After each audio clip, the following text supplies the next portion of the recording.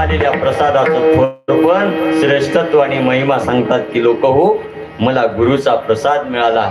पण काय सांगावं तुम्हाला, गुरुचा प्रसाद एवढा भारी आहे, गुरुचा प्रसाद एवढा श्रेष्ठ आहे, गुरुच्या प्रसादाचं एवढं महात्म्य आहे. कारण हे 3 विशेषण वापरले, थोरी, भारी आणि महिमा.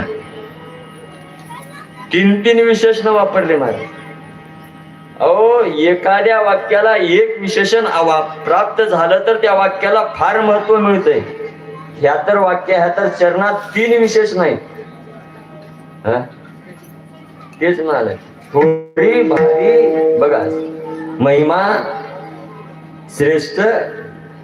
मला सांगा मग नक्की काहीतरी असावं की एवढं वर्णन विशेषण लावून करतात, म्हणजे नक्की काहीतरी आहे की काहीतरी या प्रसादात दडलंय ना, काहीतर प्रसादात या भारी आहे, काहीतर प्रसादात श्रेष्ठ आहे, काही का असणार या प्रसादाचा महिमा आहे. लक्षात ठेवा, असल्याशिवाय लक्ष्मण महाराजांनी 3 विशेषण वापरले नाहीत. काहीतरी विशेष आहे,